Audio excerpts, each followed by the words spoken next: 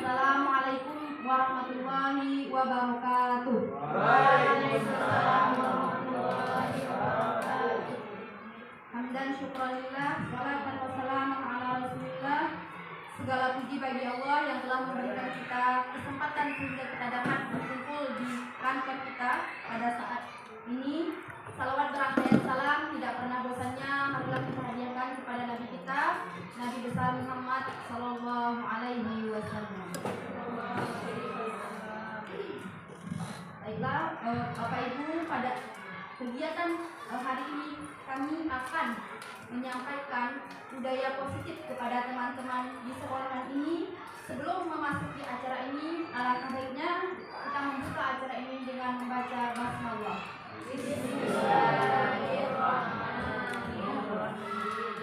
Acara terima kasih kami ucapkan kepada Bapak Kepala Sekolah. Selanjutnya kami akan menyampaikan materi tentang budaya positif di sekolah. Yang pertama ada beberapa modul, ini ada 6 modul. 2 modul nanti akan disampaikan oleh Ibu Salmi. Setelah itu 2 modul berikutnya akan disampaikan oleh Ibu Resina, dan yang terakhir 2 modul terakhir akan disampaikan oleh saya sendiri. Kami persilakan kepada Ibu Salmi.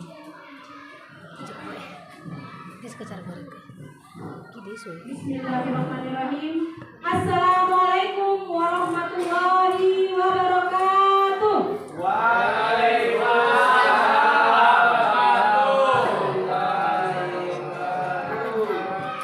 Baik Bapak Ibu, kami ucapkan beribu-ribu terima kasih atas ketersediaan Bapak Ibu duduk di sini bersama kami untuk mendiskusikan tentang modul 1.4 yaitu budaya positif. Nah, adapun tujuan kami di sini Bapak Ibu bukan artinya kami menggurui Bapak Ibu, bukan sekali. Kami ingin mencari ilmu dari Bapak Ibu juga. Akan sharing Bapak Ibu ya. Kita nantinya akan diskusi bagaimana cara kita untuk menerapkan budaya positif ini di sekolahan kita. Saya rasa sudah ada dan sudah banyak kita terapkan. Cuman mungkin belum terinstruktur aja.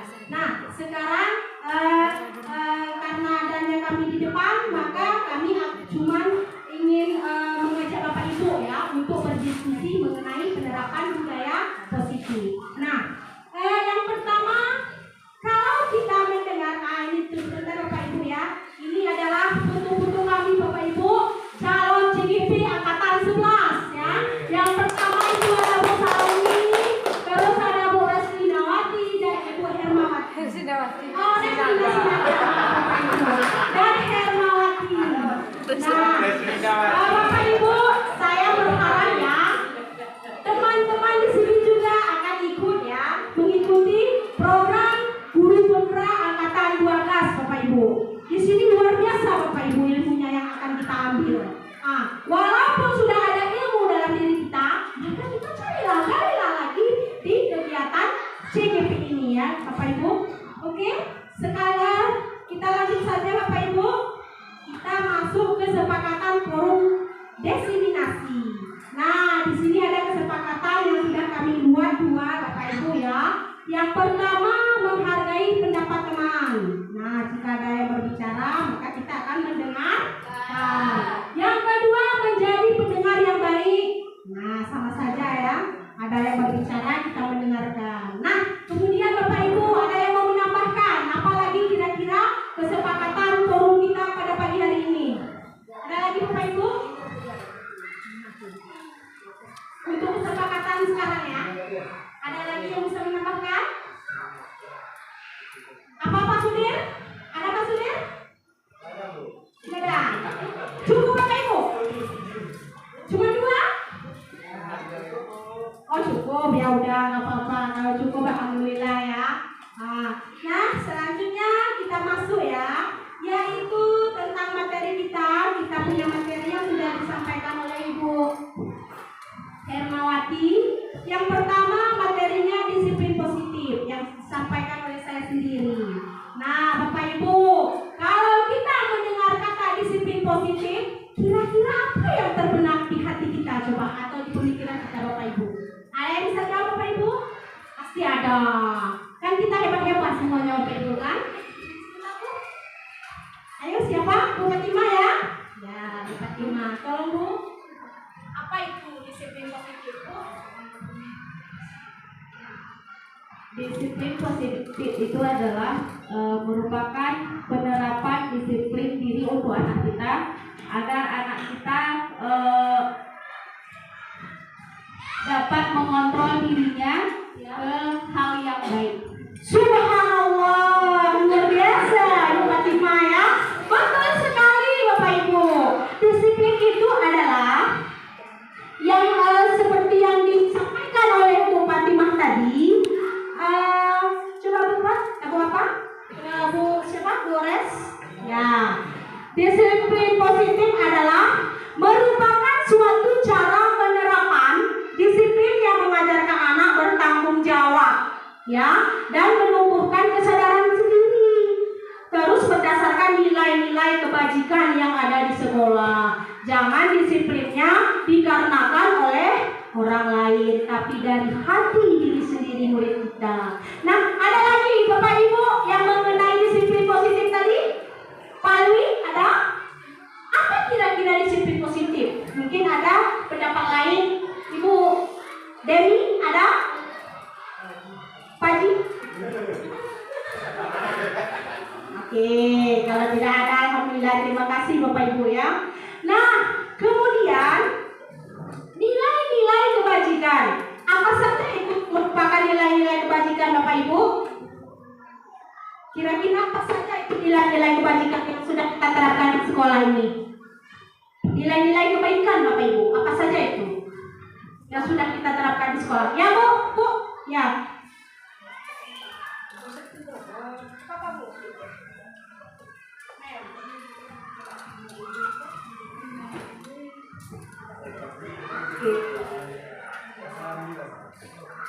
Nilai-nilainya yang pertama menurut saya adalah menghormati guru, menyayangi Tuhan, membuat sampah pada tempatnya, mengikuti peraturan yang ada di sekolah. Terutama utama adalah menghormati guru dan menyayangi Tuhan. Ya, terima kasih Ibu. Ya. Oke, terima kasih, betul sekali Bapak Ibu ya. Nilai-nilai kebajikan yang sudah kita terapkan, kata Bu Deni, yang pertama menghormati guru, kemudian saling menyayangi teman, saling membantu. Itu adalah nilai-nilai kebajikan yang sudah kita terapkan. Dan nilai kebajikan yang lainnya masih ada. Ada yang mau menambahkan Bapak Ibu? Ya, terima kasih Bu. Silakan Bu.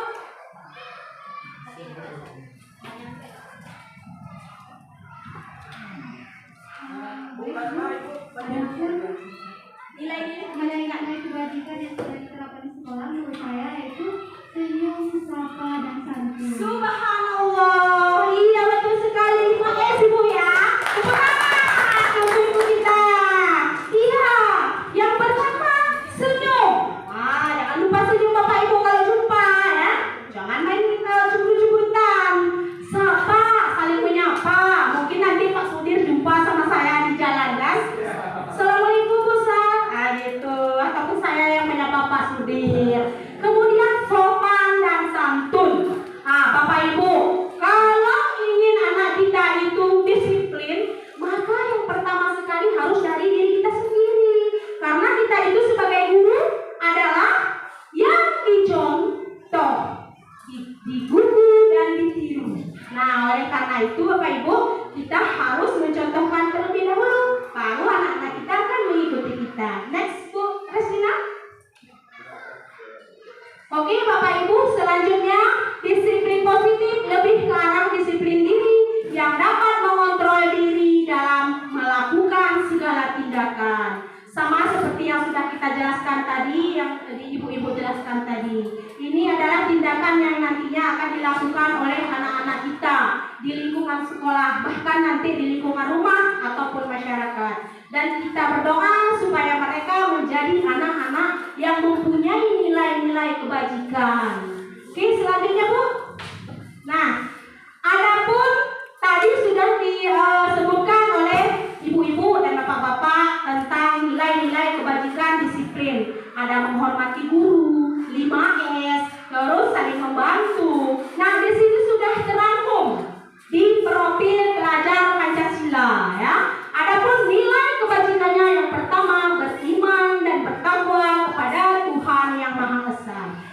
sudah pasti Bapak Ibu. Itu harus diutamakan kalau berkaitan dengan Allah. Yang kedua, mandiri. Kita mengharapkan anak-anak kita yang mandiri, yang tegar, dan mau belajar sendiri tanpa harus ada terpaksaan dari kita. Selanjutnya, bernalar kritis. Anak-anak kita yang kita inginkan adalah mempunyai nilai bernalar kritis yang pintar, Bapak Ibu ya. Kemudian berkebinekaan global dan bergotong royong atau juga disebut dengan berkolaborasi, yaitu saling membantu, saling belajar bersama. Pokoknya bergotong royong yang dapat meringankan beban ataupun pekerjaan kita. Selanjutnya, kreatif. Kita juga mengharapkan anak-anak kita yang kreatif, cerdas, dan motivatif. Oke, selanjutnya Bu. Oke, nah Bapak Ibu, dari nilai positif tadi kita juga sudah tahu apa itu nilai kebajikan yang harus dilakukan oleh anak, dan kemudian di sini ada 3 motivasi perilaku manusia. Kira-kira Bapak Ibu, motivasi perilaku manusia itu apa ya? Apa yang dimaksud dengan motivasi? Ada yang bisa menanggapi Bapak Ibu?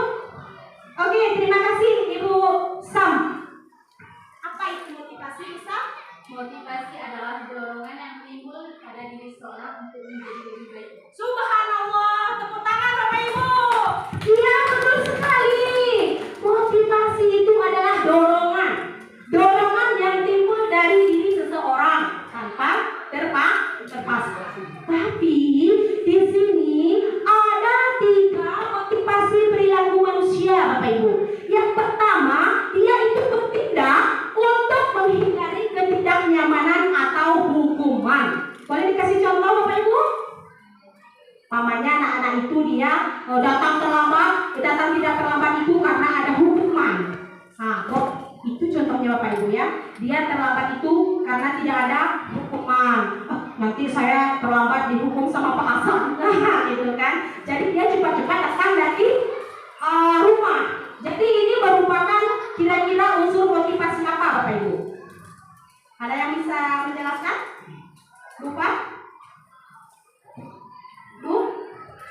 Maksudnya motivasi yang untuk menghindari ketidaknyamanan, terus karena adanya hukuman maka dia bertindak untuk tidak terlambat. Itu termasuk motivasi apa? Iya.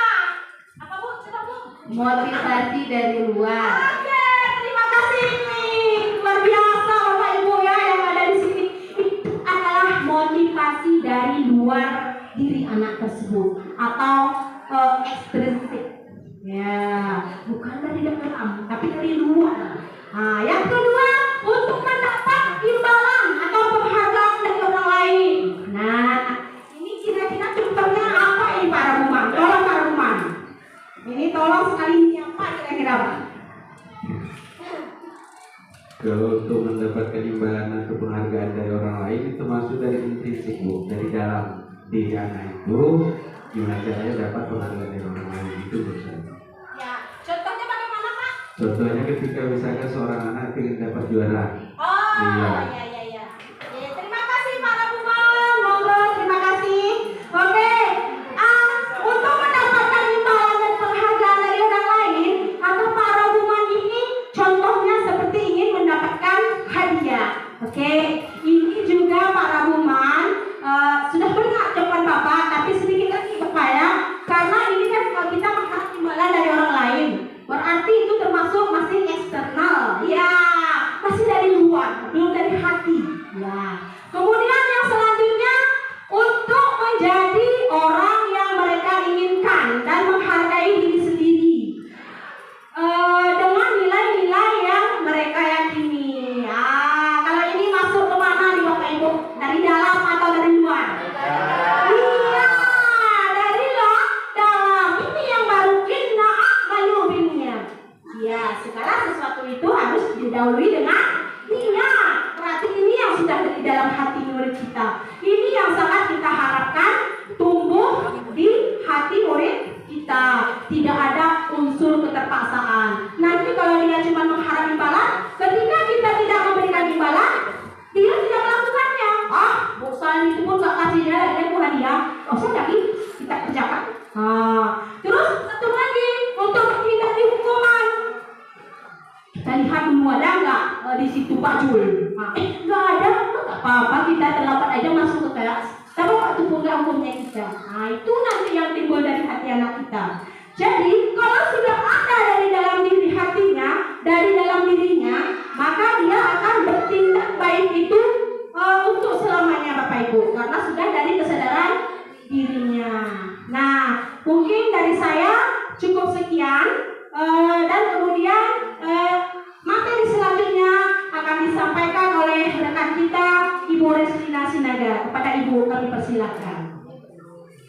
Oh ya, sebelum ke Ibu Reslina Sinaga ada ice breaking Bapak Ibu ya.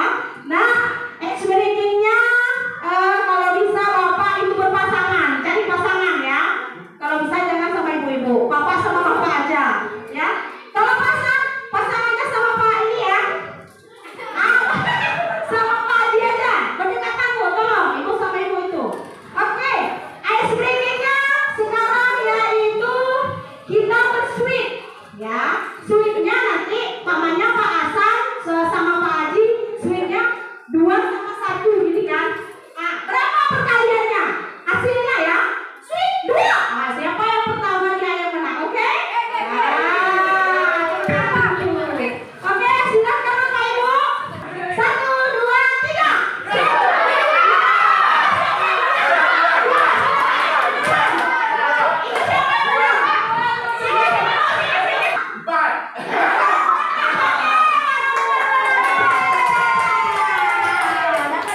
Oke, terima kasih Bapak Ibu atas partisipasinya ya. Ibu, ini adalah salah satu contoh ice breaking yang dapat menumbuhkan motivasi anak kita belajar.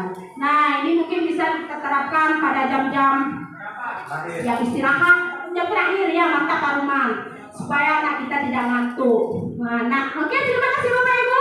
Kemudian untuk materi selanjutnya kami serahkan kepada Ibu Reslina Sinaga. Pada Ibu kami persilakan.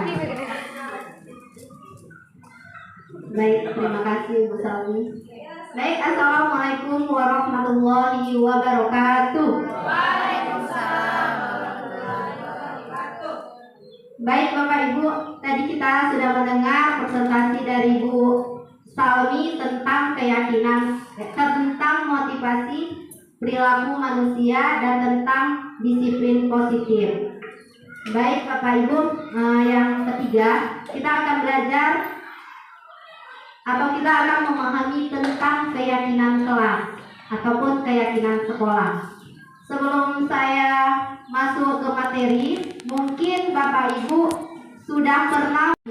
Biasanya kita sebutnya dengan apa? Mungkin belum keyakinan kelas atau kesepakatan kelas namanya yang kita buat. Kira-kira namanya apa?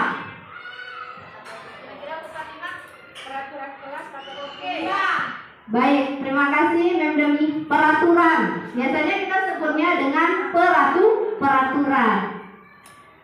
Bapak Ibu tahu nggak apa perbedaan peraturan dengan keyakinan kelas? Ada nggak yang udah buat keyakinan kelas? Nggak tahu. Baik, di sini akan kita bahas. Kalau peraturan itu biasanya dia kita buat karena adanya kita buatnya karena inginnya anak kita itu menaati, atau kita membuat anak itu supaya tertib di dalam kelas. Misalnya kita lagi belajar nih, kita buat peraturan tidak boleh ribut saat jam pelajaran misalnya. Kalau peraturan kelas itu yang membuatnya itu guru kita sendiri, kita tidak melibatkan siswa. Sementara kalau di keyakinan kelas kita itu melibatkan siswa dalam pembuatannya, tidak hanya kita sendiri, tetapi siswa harus ikut. Berarti di sini ada namanya curah pendapat antara siswa dengan guru. Selama ini tidak saya sendiri kalau masuk ke dalam ruangan itu buat yang namanya peraturan.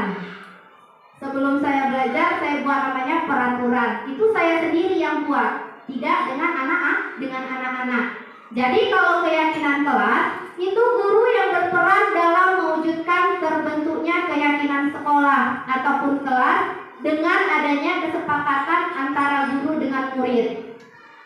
Dan yang kedua, keyakinan sekolah atau kelas itu berupa pernyataan-pernyataan universal yang mudah diingat dan dipahami dan diterapkan di lingkungan sekolah. Maksudnya, pernyataan-pernyataan universal itu adalah yang telah dipaparkan Ibu Salmi tadi tentang nilai-nilai kebajikan. Contoh seperti yang dibilang Mem Demien tadi, saling menghormati, saling menghargai. Jadi Bapak Ibu, kita pasti pengen kan di dalam kelas itu kelasnya aman, nyaman, dan menyenangkan. Bukan hanya kita aja, tetapi anak-anak kita. Maka dari itu kita harus membuat yang namanya keyakinan kelas. Apalagi ini yang wali kelas, otomatis wali kelas sudah punya yang namanya keyakinan kelas. Kira-kira Bapak Ibu yang sudah Bapak Ibu buat itu peraturan atau keyakinan kelas? Masih peraturan. Ya, ini kita belajar bersama. Baik Bapak Ibu, sebelum saya menjelaskan tentang contoh keyakinan kelas yang sudah saya buat, saya mau menjelaskan dulu langkah-langkah dalam pembuatan keyakinan kelas. Jadi dalam pembuatan keyakinan kelas itu yang pertama yang harus kita lakukan adalah kita menanyakan dulu kepada anak-anak apa keinginan mereka. Di dalam kelas itu apa sih mau mereka belajar, yang bagaimana sih yang mereka mau. Setelah itu nanti hasilnya boleh kita suruh anak misalnya buat di papan tulis, menulis. Misalnya si A, B, dan C semuanya buatkan di papan tulis apa keinginan mereka. Setelah mereka buat, maka tugas guru adalah memilahnya. Memilah pernyataan. Mungkin kan ada aja si A tadi bilang, Bu, saya maunya datang tepat waktu. Si B mungkin sama, datang tepat waktu juga. Berarti kita ambil aja 1 poin, datang tepat waktu. Terus kita buat sampai semuanya, kita tulis. Setelah itu baru kita buat ke kalimat positif. Karena kalau anak-anak pasti masih asal-asalan Bu ya, bahasa mereka sendiri. Jadi tugas kita sebagai guru yang membuat kata-kata tersebut menjadi kalimat positif. Contohnya apa? Contohnya misalnya dilarang makan sambil berjalan. Misalnya itu. Dilarang itu kan masih peraturan. Kita belum membuat kata-kata yang positif. Kita bisa ganti kata-katanya. Makan sambil duduk.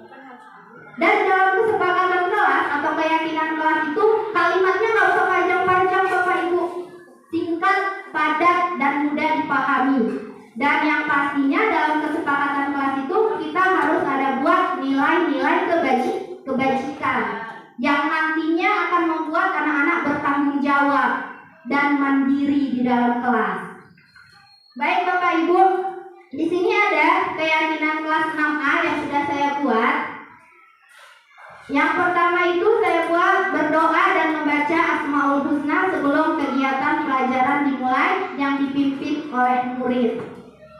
Itu yang pertama saya buat hasil kesepakatan diskusi dengan anak-anak. Baik Bapak Ibu, kalau berdoa dan membaca Asmaul Husna, kira-kira nilai kebajikannya apa ya yang muncul pada diri anak-anak nantinya? Gimana? Ya Ibu, ya.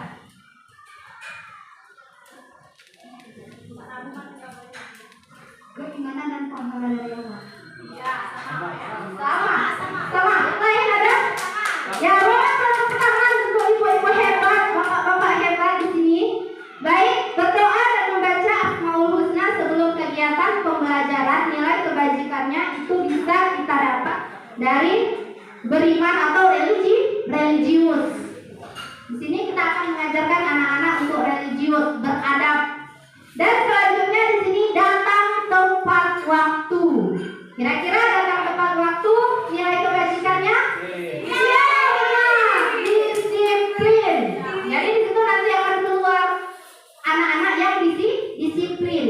Dan selanjutnya membantu teman yang membutuhkan pertolongan. Di sini sudah saya buat. Nampak Bapak Ibu? Empati. Jadi kita tumbuhkan kepada anak-anak mereka empati. Biar anak-anak misalnya, Bu, saya hilang lah pulpen sigap. Saya punya pulpen 2 Bu, saya pinjamkan Bu ya sama si A. Jadi anak-anak itu empati. Dan selanjutnya ada aktif mengikuti pembelajaran di kelas maupun di luar kelas. Jadi saya mau setiap pelajaran saya itu anak-anak aktif. Mau itu diskusi kelompok, mau kami belajar di kelas ataupun belajar di luar. Kira-kira kalau aktif ini nilai kebajikannya itu adalah mandiri, bernalar, kritis, ya bukan? Dan 5. Saya buat 5 karena dalam keyakinan kelas itu nggak perlu banyak-banyak. Yang penting anak-anak dapat mengingatnya. Dia sedikit aja kata-katanya. Yang penting anak-anak mengingat. Dan selanjutnya Bu, ada yang bertanya tentang keyakinan kelas sebelum saya lanjut? Pertanyaan saya buat tentang keyakinan kelas ini itu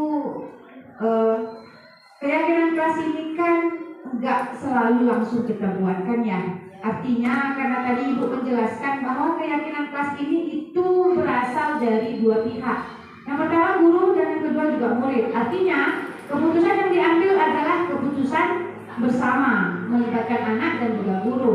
Yang ingin saya tanyakan itu bagaimana cara memulai keyakinan kelas, maksudnya seperti tadi kan ada kata-katanya ya, makan dulu, datang tepat waktu, kayak gitu.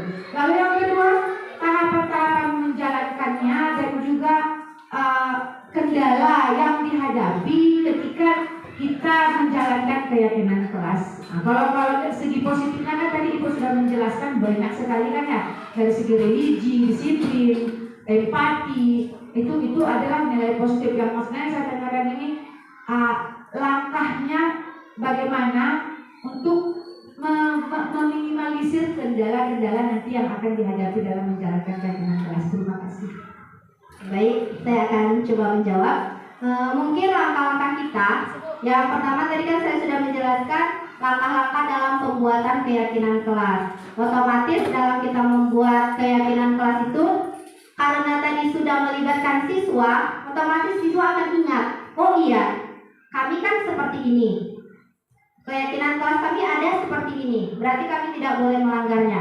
Kalau untuk nanti memperbaiki kendala-kendalanya tadi, Mem, itu kita bisa nanti akan ada dijelaskan oleh Ibu Hermawati. Itu masalah sebenarnya saya bisa juga menjawab.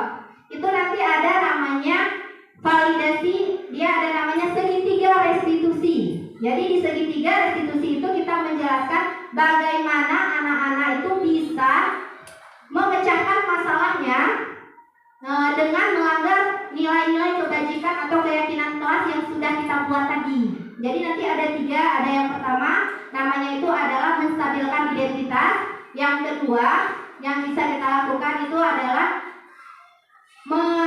yang ketiga menanyakan keyakinan kelas, dan yang keduanya itu validasi tindakan yang salah. Jadi itu nanti berhubungan dengan keyakinan kelas yang sudah kita buat. Memang kalau untuk membuat keyakinan kelas ini kadang anak-anak melanggar, itu wajar. Tetapi karena apa mereka melanggar? Kita kan belum buat nih Bu. Kita kan selama ini hanya masih peraturan. Kenapa mereka melanggar? Karena itu tadi kita yang membuatnya. Kita tidak melibatkan anak-anak untuk membuatnya. Saya juga udah coba buat keyakinan kelas di kelas 5A, khusus pelajaran IPS. Itu di kelas 6 sudah mereka jalankan juga. Mungkin Bu Fatimah mau nengoknya Bu ya, sekali-sekali. Mereka udah Asmaul Husna sendirinya. Mereka maju ke depan berdoa. Dulunya tidak. Tetapi karena kesepakatannya tadi keinginan mereka, jadinya mereka gampang, mudah untuk menjalankannya. Jadi jalannya mengalir. Memang tidak semudah kita membalikkan telapak tangan. Itu butuh proses untuk membuat anak-anak memahami nilai-nilai kebajikan yang telah kita terapkan tadi. Intinya, kalau kita sudah membuat keyakinan kelas bersama guru dan murid, mudah-mudahan anak kita mudah untuk menjalankan kewajiban-kewajibannya tanpa adanya paksaan. Kita tidak memaksa anak-anak, karena itu keinginan mereka, berarti mereka yang harus menjalankan. Kita sebagai guru hanya berperan sebagai fasilitator. Baik, yang selanjutnya itu ada materi tentang kebutuhan dasar manusia. Jadi Bapak Ibu, kadang-kadang anak kita memiliki perilaku yang tidak baik atau perilaku yang negatif di dalam kelas. Contohnya misalnya ada anak-anak saat kita belajar, dia makan. Ya bukan? Nah, saat dia belajar, kita belajar, dia menjelaskan, dia makan. Saat kita menjelaskan, dia berbicara juga dengan temannya atau bermain. Sebenarnya Bapak Ibu, itu yang mereka lakukan adalah mereka ingin memenuhi kebutuhan dasar mereka. Jadi kita manusia, tidak anak-anak saja, kita juga seperti itu. Manusia itu memiliki kebutuhan dasar 5. Yang pertama, bertahan hidup. Yang kedua, kasih sayang dan rasa diterima. Dan yang ketiga, ada penguasaan. Dan keempat, kebebasan. Serta yang kelima, kesenangan. Yang pertama itu adalah bertahan hidup. Bertahan hidup di sini kira-kira kebutuhan apa Bu yang diinginkan anak-anak kalau cerita tentang bertahan hidup? Kira-kira Sawi, kalau bertahan hidup itu ya Makan dan minum. ya makan, kesehatan, keselamatan. Nah, di sini bertahan hidup adalah itu yang diinginkan anak-anak. Makan, minum, keselamatan mereka, kenyamanan mereka.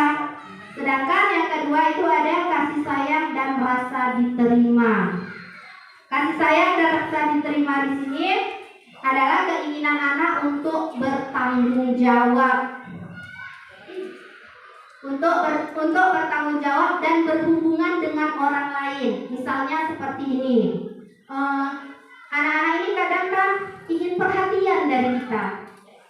Mereka mau kadang nggak di rumah nggak dapat perhatian dari orang tua. Sampai sekolah dia buat tingkah yang aneh-aneh biar diperhatikan sama Ustaz rumah. Ya Ustaz kan? Nah, itu adalah kasih sayang dan rasa diterima. Mereka ingin perhatian dari kita, dari lingkungan sekitarnya. Dan yang ketiga ada penguasaan. Penguasaan ini adalah keinginan untuk dianggap berharga di dalam lingkungannya. Contohnya, anak itu giat belajar. Dia giat belajar supaya dia mendapatkan prestasi atau juara 1. Kenapa? Satu sisinya karena dia ingin dilihat oleh orang. Kalau perilaku buruk berarti seperti ini Bapak Ibu. Anak ini di kelas misalnya, dia mau kali jahil mengambil makanan temannya misalnya, ambil makanan temannya, atau mungkin kalau di sekolah kita kayak malak misalnya, minta uang dari adik kelas. Itu sebenarnya dia menganggap dirinya itu hebat. Dia butuh penguasaan, dia ingin menguasai lingkungannya. Dia mau nomor 1. Dia pengen jadi dirinya itu number 1. Dilihat oleh orang banyak, diakui kehebatannya. Dan yang selanjutnya itu ada kebebasan.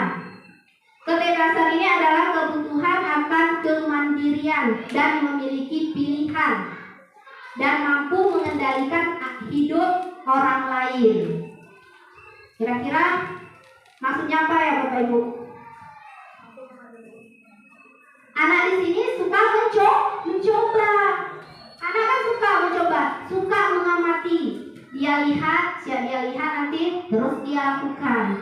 Jadi di sini anak-anak banyak mencoba. Nanti kita masuk ke kasusnya untuk lebih memperdalam apa sih sebenarnya contoh-contoh dari kebutuhan yang diinginkan anak-anak.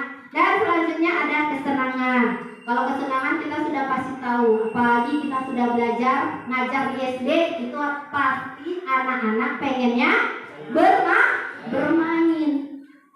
Jadi kita harus berikan kesempatan kepada anak-anak. Apapun ceritanya, kita harus beri kesempatan. Kalau 5 kebutuhan dasar manusia ini terpenuhi, maka anak-anak akan aman, nyaman, dan menyenangkan. Jadi kalau misalnya kita belajar yang tadi lapar kali dia, masuk nggak apa yang kita bilang? Tidak. Misalnya ada anak-anak, misalnya ini anak-anak banyak dia bermain, kita ajak aja dia belajar sambil bermain. Di situ kita sudah memenuhi kebutuhan kesenangannya. Oke, Bapak Ibu, di sini ada kasus. Yang pertama itu kasusnya Ibu Fatma, guru wali kelas 3C sedang bingung menghadapi ulah salah satu muridnya. Di kelas yang bernama Doni, di mana beberapa anak di kelas 3C datang kepada Ibu Fatma dan mengeluhkan ulah Doni yang sering meminta bekal makanan siang mereka dengan paksa. Jadi di sini si Doni suka sekali mengambil makanan temannya. Kalau tidak mengambil tanpa izin, dia juga mau meminta tetapi paksa. Harus kamu kasih. Kira-kira Bapak Ibu, dari kasus ini kebutuhan mana yang dibutuhkan oleh Doni? Nih, misalnya, bentar Bu ya. Jawaban Doni seperti ini. Otomatis kita sebagai guru pasti kalau udah dapat udah dapat dari anak-anak nih laporan, pasti kita harus datangi anak terlebih dahulu yang bersangkutan. Kita tanya dulu. Ini seandainya Bapak Ibu ya, seandainya jawaban Doni itu adalah saya lapar Bu dan orang tua saya tidak membawakan bekal untuk saya. Setelah Bu Fatma tadi menanya, saya lapar Bu, mama saya nggak bawakan bekal sama saya Bu. Kan mungkin aja bukan bisa terjadi hal seperti itu. Kira-kira kebutuhan apa yang ingin dipenuhi Doni? Bertahan hidup. Ya, baik Bu. Sebenarnya di situ ada dua kebutuhan. Pertama penguasaan dan yang kedua bertahan hidup. Ya, ada penguasaan, ada bertahan hidup. Ya, terima kasih Mem, Bu Sari. Baik. Jadi kalau Doni mengatakan saya lapar Bu, saya nggak dibawa makanan oleh orang tua saya, berarti di situ Doni menginginkan atau ingin memenuhi kebutuhan bertahan hidup. Yang kedua, saya senang Bu karena diperhatikan oleh teman saya dengan kelakuan saya seperti itu. Ya, kasih. Ya, benar. Kasih sayang dan rasa ini diterima di lingkungannya. Caper kalau kita bisa bilang Bu ya, cari-cari perhatian. Oke, selanjutnya ada saya hebat Bu. Buktinya aja teman-teman saya takut dengan hal-hal yang saya buat. Ya, penguasaan. Dia ingin nomor 1 di dalam kelas itu. Dia mau jadi pemimpin. Biasanya anak-anak seperti ini ingin menjadi pemimpin. Selanjutnya, saya bosan Bu dengan bekal saya itu aja setiap hari yang dikasih mama saya. Jadi akhirnya saya ambil punya teman-teman saya karena punya mereka enak-enak beragam. Kira-kira kebutuhan apa Bapak Ibu yang sedang dipenuhi oleh Doni? Ya. Apa Bu? Ya. Kebebasan. Di sini adalah kebebasan karena dia bosan. Kita ngajar anak-anak Bu, itu aja Ibu Resmina ini ngajarnya, bosan kali saya. Berarti dia di situ ingin kebebasan. Berarti kita berusaha bagaimana ya anak ini agar tidak bosan. Dan selanjutnya saya iseng Bu, saya main-main cuma saya lagi pengen aja kayak gitu Bu. Itu baru kita kesenangan. Dia iseng melakukan hal tersebut karena dia ingin memenuhi kebutuhan kesenangan dalam hidupnya. Baik Bapak Ibu, kalau untuk 5 kebutuhan dasar manusia mungkin ada yang ingin bertanya? Tidak ada? Jadi Bapak Ibu, saya simpulkan sedikit. Untuk kebutuhan dasar manusia, pasti bagaimanapun semua harus kita penuhi. Jadi Bu, di tempat kita ini kadang banyak anak-anak 5 dari 30 dalam satu kelas. Bagaimana cara saya untuk memenuhi kebutuhan mereka? Kita fokus aja sama yang sedang bermasalah di kelas. Misalnya si A tadi makan waktu kita mengajar. Ya udah, kita kasih dia kesempatan 5 menit untuk makan di kantor, setelah itu kembali ke kelas. Misalnya si B tidak bosan dengan pelajaran kita yang kita kasih cuma metode ceramah, kita cari metode lain supaya anak-anak menjadi aktif kembali. Dan untuk keyakinan kelas itu saya mohon Bapak Ibu setelah kita mempelajari ini kita sama-sama yuk kita buat kesepakatan kelas kita di dalam sekolah, di dalam kelas. Kalau tadi dianya keyakinan kelas itu kan aturan yang kita buat. Kalau nanti Ibu buat di dalam kelas namanya kesepakatan kelas. Kesepakatan kelas itu artinya hasil dari diskusi kita yang kita lakukan tadi dengan anak-anak. Baik, mungkin hanya sekian yang dapat saya sampaikan. Saya lanjutkan kepada Ibu Herma. Pada Ibu Herma saya persilakan.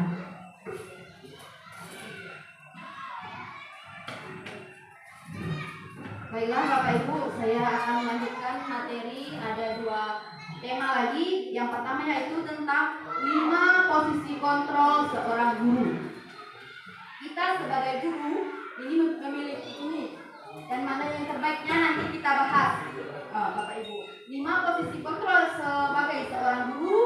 Yang pertama sebagai penghukum, yang kedua sebagai pembuat merasa bersalah pada diri anak, yang ketiga ada sebagai pemantau, dan yang keempat sebagai teman, yang kelima sebagai manajer. Kira-kira Bapak Ibu, mana posisi kontrol yang paling baik untuk kita, yang paling bagus kita terapkan? Ada yang tahu Bapak Ibu?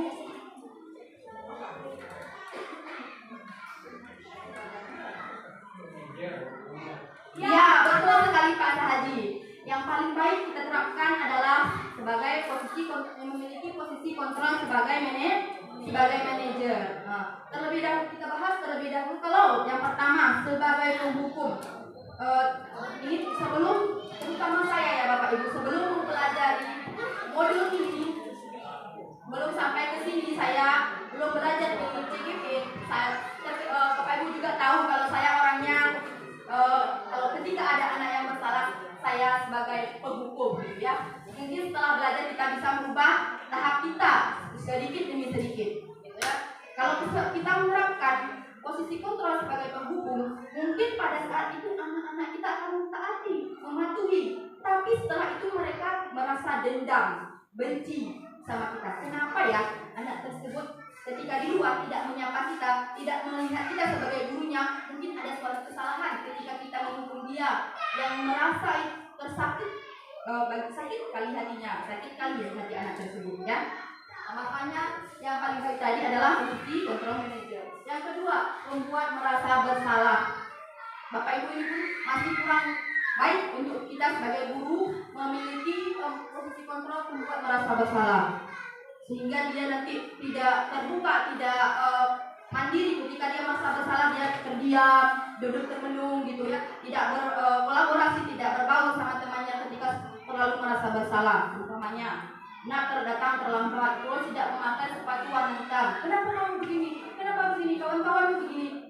Mungkin nanti dia akan merasa minder dan teman-temannya yang mentaati peraturan. Terus yang ketiga itu sebagai pemantau.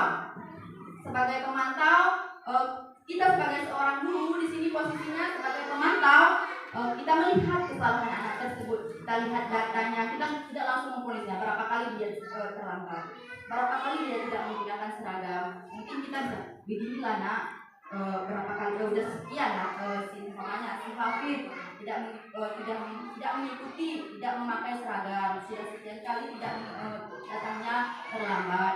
Mungkin nanti kan sama teman-temannya sentuhan katanya itu berbeda dengan kita mengkaitkan dengan data-data yang sudah ada. Terus yang keempat yaitu seorang guru memiliki posisi kontrol sebagai teman. Apa itu ini mungkin tidak terlalu bagus ya, untuk kita terapkan menjadi teman bagi anak-anak gitu. Mungkin itu terlalu dekat, terlalu netral, terlalu kita sama anak terlalu dekat, sehingga mereka ketika kita menginginkan mungkin kembali nanti mereka tidak akan menghargai kita, gitu ya Bapak Ibu. Yang terakhir adalah sebagai manajer. Sebagai manajer ini kita mengingatkan kesalahan-kesalahan anak, tapi dengan menyentuh motivasi intrinsiknya, sehingga dia betul-betul bukan kita yang mengingatkan dia, kamu bersalah ya nak, kamu melanggar ya.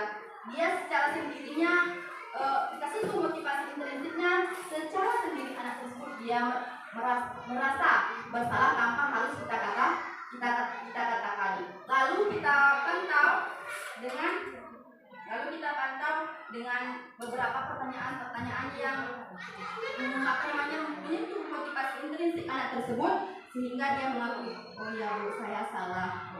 Kira-kira apa gitu. Ini selanjutnya untuk tahap penyelesaiannya nanti kita bahas di materi selanjutnya. Ada materi selanjutnya Bu.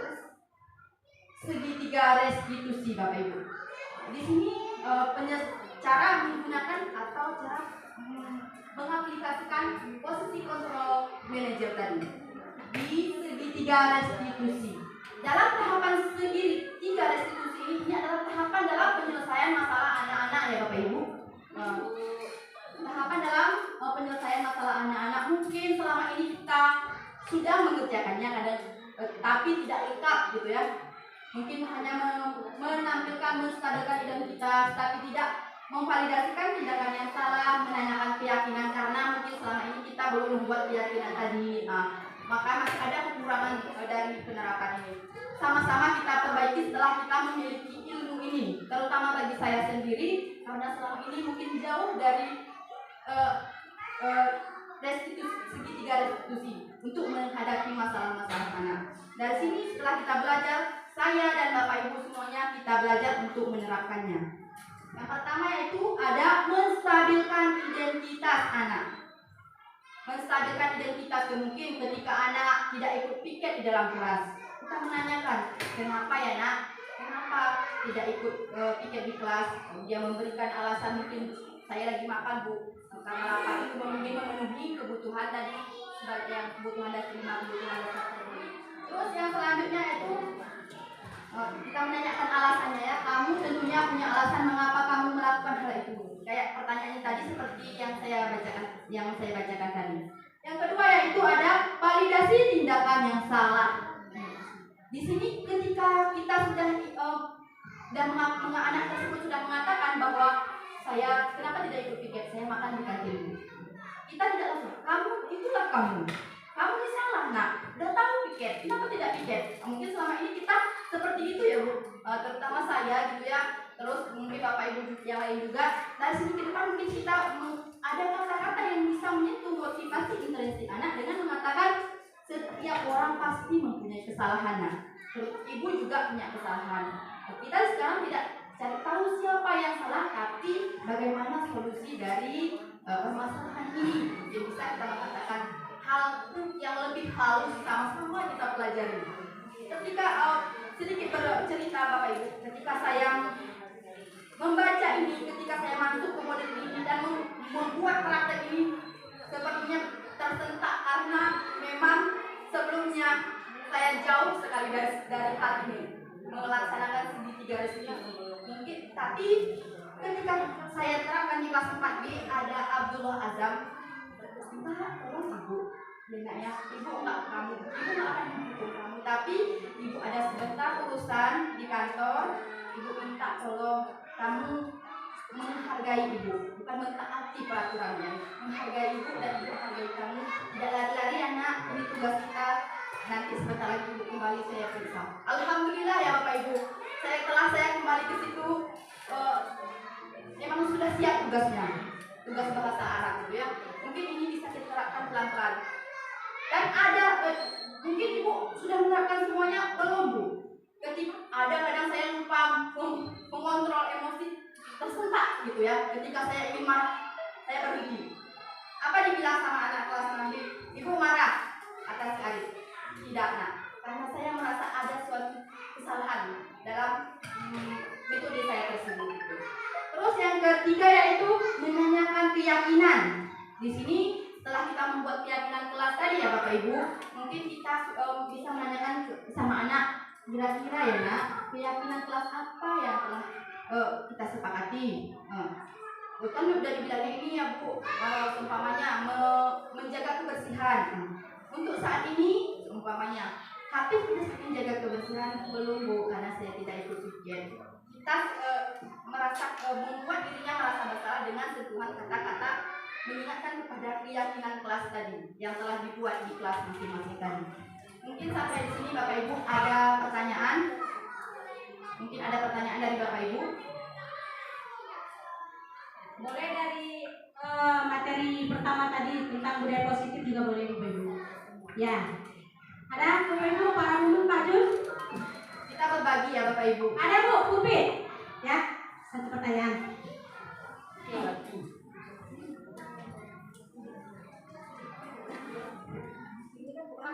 Oh iya, kurang ya?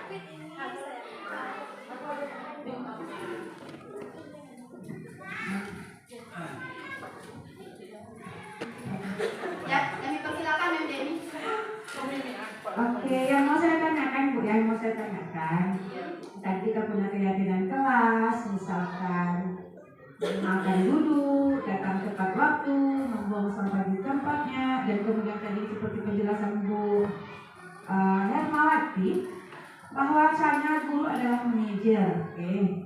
Jadi dalam pengetahuan saya manajer itu kan kayak artis tuh ya, manajernya tuh yang bikin jadwal, ya kan?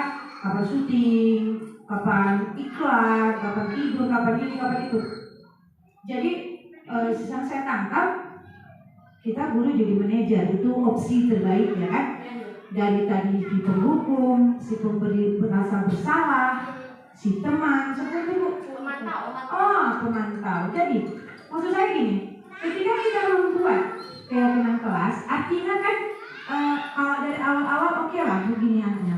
Apa keyakinan kelas kita nak? Mereka semangat. Oh ini Bu, Pak boleh masuk sembarangan. Saya ini teman, gitu. Tetapi kemudian dalam pada prakteknya seperti Ibu bilang tadi, kita apakah boleh dalam keyakinan kelas itu kita juga menerapkan yang namanya konsekuensi, satu ya? Karena tadi menurut saya baca tadi guru jangan jadi penghukum, ya kan? Artinya ketika kita menerapkan konsekuensi ada hukuman di situ, ya kan? Jadi maksud saya, apakah dalam segitiga restitusi ini, bagaimana ketika anak datang, kamu melakukan kewajiban kelas yang mana? Ibu juga melakukan kesalahan. Oh sangat lembut sekali, saya sangat setuju. Kebetulan saya juga kepingin selembut itu gitu kan. Artinya apakah hanya begitu saja? Apakah tidak ada? Artinya ada punishment ya kan? Namanya orang salah itu ya adalah punishmentnya ya kan? Karena dalam peraturan, karena kita juga kan negara hukum gitu. Artinya apakah ada, bolehkah diterapkan konsekuensi dari tindakan anak tadi yang memang sudah kita sepakati dari awal, yang namanya mau itu keyakinan, aturan, tetap ada yang namanya melanggar. Bolehkah? Bagaimana caranya agar tidak melanggar segitiga ini yang lembut tadi? Terima kasih. Terima kasih Bu Mem ya, Mem Dewi, pertanyaannya luar biasa bagusnya ya, silakan. Tepuk tangan. Silakan Ibu Hermawati.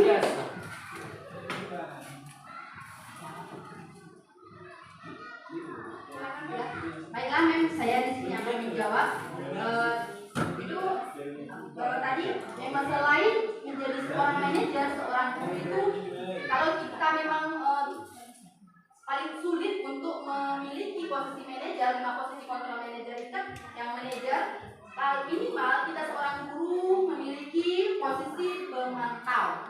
Ya, mungkin telah ada kesepakatan tadi antara anak dan guru tadi, kesepakatan kelas tadi kita menjadi pemantau. Berarti kita mengawasi anak tersebut. Pada saat kita mengawasi, kita bertanggung jawab atas perilaku orang-orang yang kita awasi tersebut. Siapa orang yang kita awasi? Anak tersebut tadi ya. Posisi pemantau berdasarkan pada peraturan dan konsekuensi. Memang kalau memang tidak kita bisa menjadi manajer, bisa menjadi pemantau tadi ya Mem. Nah, dengan menggunakan sanksi atau konsekuensi, kita dapat memisahkan hubungan pribadi kita dengan murid ini. Jangan ketika kita punya masalah, kita menyelesaikan, kadang kita sebagai guru yang sudah capek, lelah, kita lupa memisahkan, saya ada masalah. Kita melibatkan masalah kita itu ketika kita menyelesaikan masalah anak. Mungkin itu terlebih dahulu kita pisahkan dulu, biar nanti pemantau kita itu tidak berfokus kepada kata-kata yang menyakitkan atau hukuman itu tidak saja verbal, non-verbal juga tidak saja sentuhan ya. Mungkin kata-kata kita juga bisa menjadi hukuman. Mungkin kalau menjadi pemantau, posisi pemantau, ada pertanyaan-pertanyaan yang diajukan seperti peraturan apa ya nak? Peraturan apa ya nak yang kira-kira sudah kamu langgar? Apa yang telah kamu lakukan? Juga langsung apa yang telah kamu lakukan? Peraturan apa? Sanksi atau konsekuensinya apa ya nak? Kalau kamu melakukan itu, bisa kita katakan seperti itu. Tidak seperti penghukum tadi. Mungkin ada tambahan dari teman saya. Terima kasih kami ucapkan kepada Ibu Hermawati atas jawabannya. Sekarang saya mau menambahkan sedikit Mem Demi. Mungkin jawaban saya sama dengan Bu Hermawati, yaitu bagaimana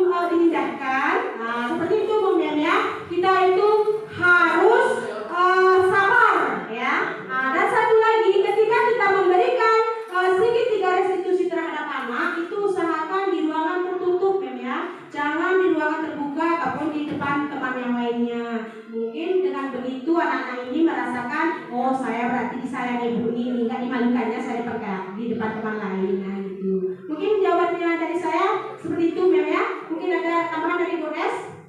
Oke, terima kasih. Baik, kalau tambahan dari saya, mungkin otomatis sebelum kita melakukan segitiga restitusi, yang awal kali kita lakukan sebagai wali kelas adalah untuk membuat kembali lagi ke keyakinan kelas. Buat dulu keyakinan kelasnya, sepakati dengan anak-anak. Setelah keyakinan kelas tadi sudah terpenuhi, maka kita bisa menerapkan segitiga restitusi. Sebenarnya segitiga restitusi ini adalah upaya saja, upaya yang kita lakukan untuk membuat anak-anak tetap bertanggung jawab dengan kesalahan yang dia miliki. Dia yang mencari, dia yang membuat kesalahan, dia yang bertanggung jawab untuk memperbaikinya. Jadi itu kembali lagi jadi ke perilaku manusia tadi, motivasi perilaku manusia. Kembali lagi munculnya intrinsik dari dalam diri anak-anak, bukan kita yang mendorong kamu harus ini ya lakukan biar kesalahan kamu tadi dapat diperbaiki. Jadi intinya seperti itu. Baik Bapak Ibu, kami akan menyimpulkan sedikit. Jadi dari 5 modul yang kami paparkan hari ini itu adalah cara yang bisa kita lakukan untuk membuat sekolah kita ini menjadi sekolah yang menyenangkan, aman, dan berbudaya positif. Jadi anak-anak kalau datang ke sekolah ini nanti dianya tidak karena paksaan dari kita, tetapi dia memang punya keinginan sendiri. Saya mau datang ke sekolah karena di sekolah itu sangat enak. Saya jumpa teman, guru yang baik. Nah, mereka datang karena memang keinginan mereka sendiri. Jadi Bapak Ibu, di sini yang kami paparkan ini adalah keinginan kami.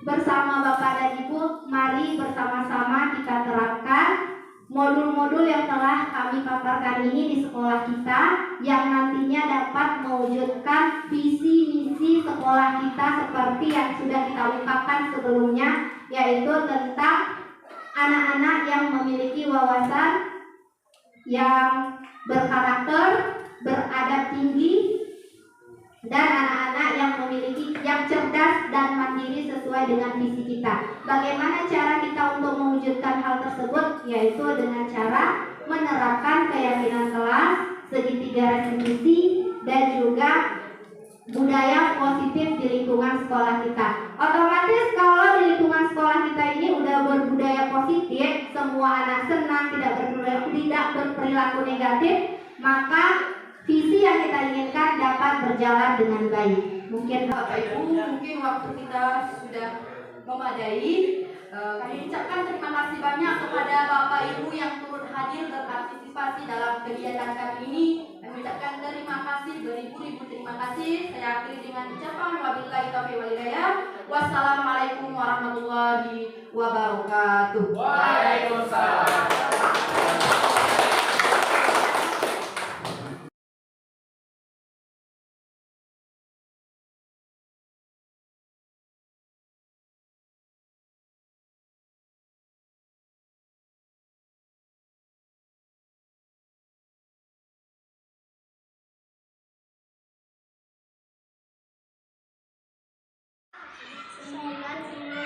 ya,